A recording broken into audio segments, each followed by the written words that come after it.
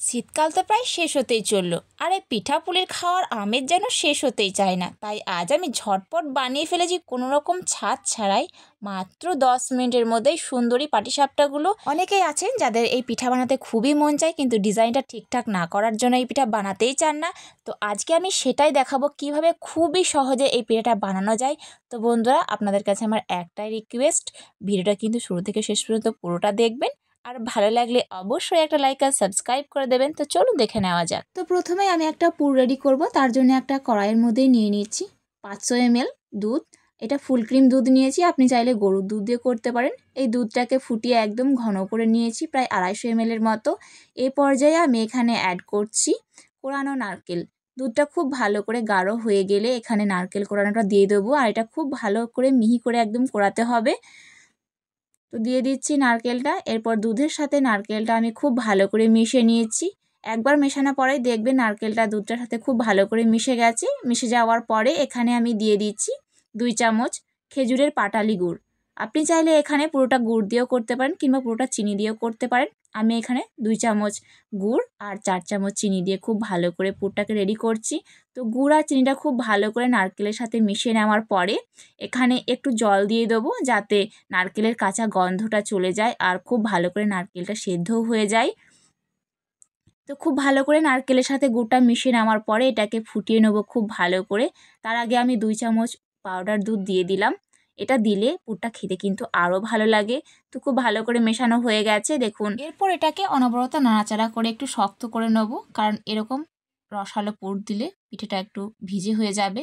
তো খুব ভালো করে এভাবে শক্ত করে নিয়েছি। এরপর উনান থেকে পুরটা নামিয়ে নেওয়ার আগে 1 চামচ ঘি দিয়ে খুব ভালো করে মিশিয়ে নিলাম। এটা দিলে কিন্তু খুব ভালো একটা ফ্লেভার আসে পুরের মধ্যে। তো পুর রেডি হয়ে গেছে, এরপর ব্যাটার রেডি করব। তো একটা পাত্রের মধ্যে নিয়ে নিয়েছি একটা বাটির মাপ করে 2 বাটি চালের গুঁড়ি। এটা ভেজা চালের গুঁড়ি নিয়েছি। এরপর ওই বাটির মাপ করে নিয়ে নিচ্ছি 1 বাটি ময়দা, আর ওই বাটির মাপ করে নিয়ে নিচ্ছি হাফ বাটি সুজি। এরপর এখানে মিষ্টির জন্য 2 চামচ খেজুরের গুড় দিলাম, আর একটু লবণ দিলাম যাতে মিষ্টির ব্যালেন্সটা ঠিক থাকে। এরপর শুকনো উপকরণগুলো খুব ভালো করে মিশিয়ে নিচ্ছি হ্যান্ড উইক্স দিয়ে। খুব ভালো করে মিশিয়ে নেওয়া হয়ে গেলে এখানে হালকা গরম দুধ দিয়ে এই ব্যাটারটাকে রেডি করব। এখানে একেবারে পুরো দুধটা আমি দিয়ে দিচ্ছি না, একটু একটু করে দিয়েই এই ব্যাটারটা রেডি করব।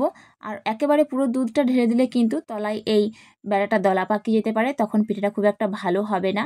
তো খুব ভালো করে দুধ দিয়ে এই ব্যাটারটা রেডি করে নিচ্ছি। আর এখানে একটা বিষয় খেয়াল রাখবেন, কিন্তু মিষ্টির পরিমাণ খুব বেশি হলে কিন্তু এই পিঠেগুলো প্যানে আটকে যায়। তো এই ব্যাটারের মধ্যে মিষ্টির পরিমাণটা অবশ্যই অল্প রাখবেন। এরপর ব্যাটারের থিকনেসটা দেখিয়ে দিচ্ছি একটা হাতা চামচ দিয়ে। এভাবে উঠিয়ে দেখবেন খুব সহজেই পড়ে যাবে। খুব বেশি গাঢ় বা পাতলা নয়, ঠিক এরকম পরিমাণই করতে হবে, দেখে বুঝে নিন। এরপর এটাকে রেস্টে রাখবো আধা ঘন্টা।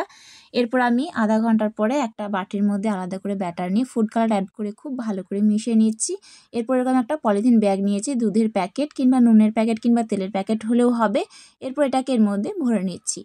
তারপর গ্যাসের চুলায় আমি একটা তাওয়া বসিয়ে হালকা একটু তেল ব্রাশ করে নিচ্ছি। তাওয়াটা খুব ভালো করে গরম হয়ে যাওয়ার পরে আঁচটা একদম লো করে দেওয়ার পরে আমি এভাবে প্যাকেটটার মধ্যে একটু ছিদ্র করে, ছোট্ট মতো একদম ছিদ্র করে এভাবে ডিজাইনটা হালকা করে বসিয়ে দিচ্ছি। দেখবেন খুবই সহজেই কিন্তু রেডি হয়ে যাবে। আপনি যখন ডিজাইনটা রেডি করবেন তখন একদম মিডিল থেকে শুরু করে শেষ পর্যন্ত নিয়ে যাবেন, খুব সুন্দর একটা ডিজাইন তৈরি হবে। তো এই কালারফুল ডিজাইনটা তৈরি করে নেওয়ার পরে এটাকে 30 সেকেন্ড মতো এভাবে রেখে দেবো। এরপর আমি যেই ব্যাটারটা রেডি করেছি সাদা, সেই ব্যাটারটা আমি ওপর থেকে এর মধ্যে দিয়ে দেবো।